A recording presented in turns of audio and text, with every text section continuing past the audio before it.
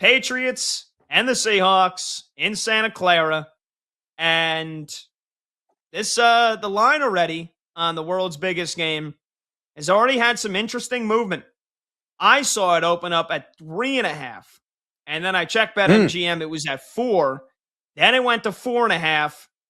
I think it touched 5, but currently on BetMGM right now, the Seahawks are a pretty big favorite. You mentioned it before. This is a rather large favorite for the Super Bowl here, where it is normally within a field goal, and yet the odds makers, they love the Seattle Seahawks, man. 4.5-point favorites right now on BetMGM, and the total at 46, which hasn't seen much movement so far in the 20 hours or so since this thing was finalized. I guess your initial thoughts here. You picked the Seahawks to win the Super Bowl before the playoffs began. You are crushing our NFL playoff bracket challenge as a show. My hopes were dashed almost immediately. So do you still feel good about the Seahawks winning this whole thing here? When you look at this thing from 10,000 feet up before we dive into every single little juicy angle as possible, you still like the Seahawks?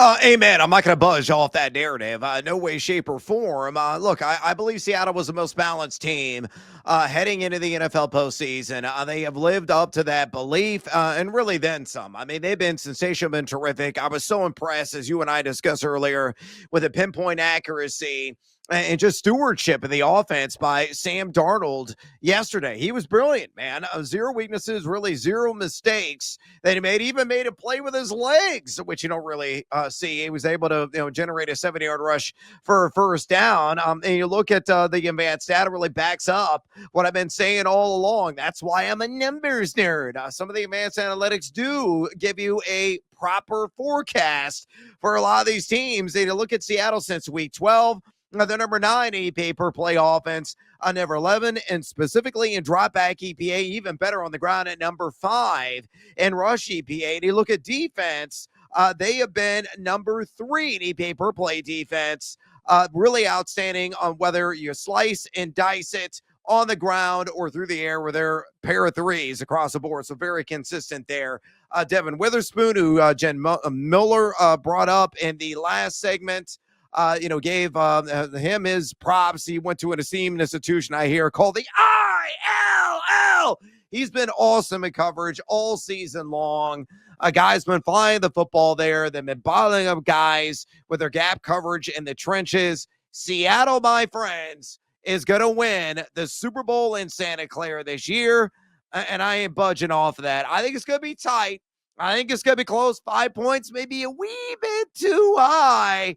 But I think there is a reason why you saw the immediate jump from 3.5 to 4 to 4.5 to now 5 points. It wouldn't shock me by a kickoff. It's 5.5 or 6. A lot of people with big bank accounts laying briefcases full of cash down right now, particularly in Sin City, on the Seattle Seahawks, because they are the most balanced team in the National Football League.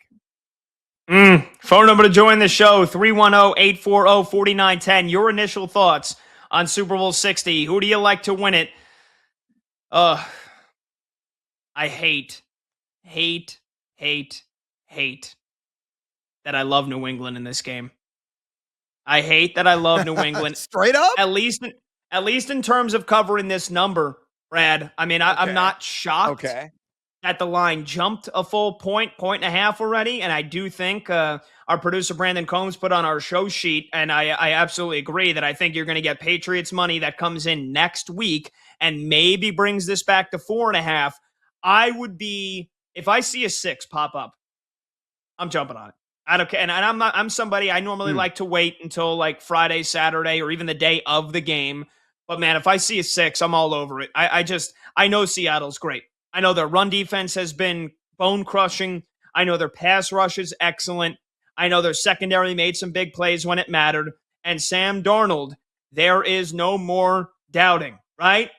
It doesn't feel like there's any more doubting Sam Darnold. And me saying I like New England isn't doubting Sam Darnold. I just think that this Patriots defense continues to get no credit. This Patriots defense continues to get no love. Whereas in the same vein, a lot of people that brought up, and us included, of course, but a lot of people that made it all about, oh, well, CJ Stroud was terrible.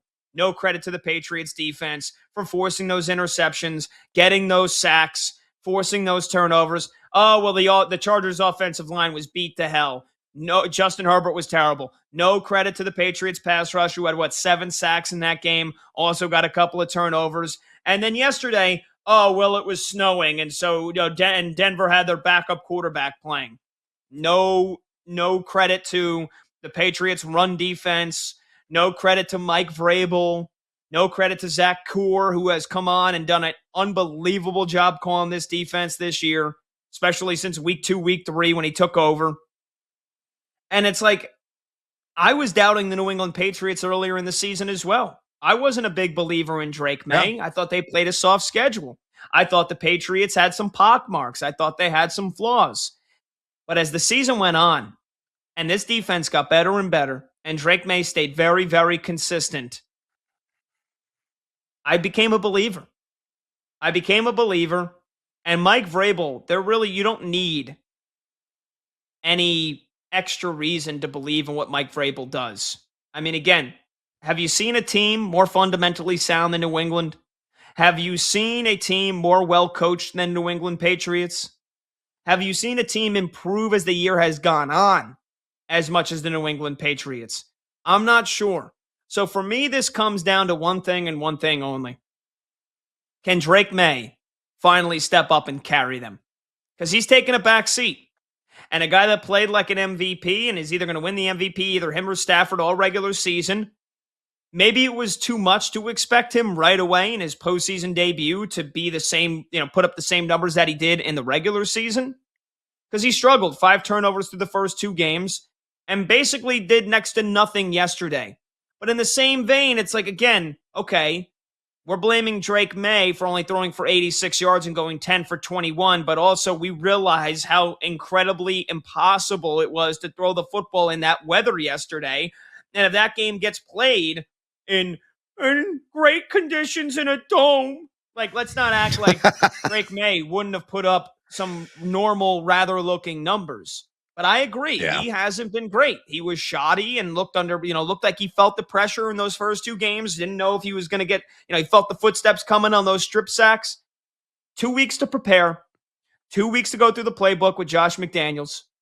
2 weeks to continue to build the chemistry that he's built with Stephon Diggs this year. Kayshon Boutte on those deep balls. Hunter Henry, his security blanket. Ramondre Stevenson, the drop-off passes that they have really taken to a whole nother level here. And 2 weeks to get that offensive line prepared for any and all disguised blitzes and stunts that Leo Williams and that Seahawks pass rush are going to bring. I trust the coaching staff. I believe in Mike Vrabel, and I believe in Drake Maye. And so I don't think this is going to be a game that gets decided by 5, 6, 7 points or more. I realize how great Seattle is. I just still think that there is a lot of ceiling raising that New England can do to their game. And I've seen what they are at their peak. And they haven't played great in these 3 games, and they've won them all. So what happens if Drake Maye does put together a good performance? He doesn't have the weapons that Stafford has. He's not throwing a Puka Nacua. He's not throwing it to Devontae. Doesn't have the Hall of Fame track record yet that Matthew Stafford has.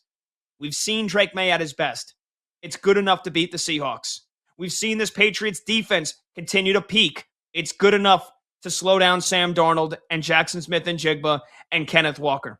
And so I just think New England's undervalued. I think they're undervalued in a game where it's tough to undervalue folks in the Super Bowl. You make it this far, and yet there's still a lot of doubters of the New England Patriots.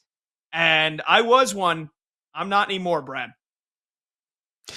No, it's understandable, and I think that was a very fair perspective. Look, I believe in New England Patriots. I think they have the best roster top to bottom, despite some of the shortcomings they had at the wide receiver position in the AFC. That's why I picked them to represent there in Santa Clara, because I believed in the power of Drake Maye. And the other thing, too, about Drake Maye, I think it's just really underrated about his game is his opportunistic legs. You saw front and center yesterday when the conditions really deteriorated there in the Mile High City. That was a difference maker in the game. His ability to make plays with the legs, to read, react, tuck, and run went over 60 yards again on the ground. Second time he has done that this postseason. So Seattle, over pursues. They're too aggressive, too assertive on defense. Drake Maye can absolutely burn you at the stake with his legs, and that is an area that I think he could really, shine in come Super Bowl Sunday. And that's one that's a really X factor, I think, overall in the game is that duality that he possesses. He's been awesome. The defense has been so much more aggressive in this postseason, whether it's, applying pressure on the pocket, forcing turnovers. CJ Stroud's got to haunt him probably the rest of his career, what they were able to do and just fold him up in that game. And then really to a certain extent with Jarrett Stidham as well. I mean, the heat was on. The sacks mounted, the turnovers eventually arrived.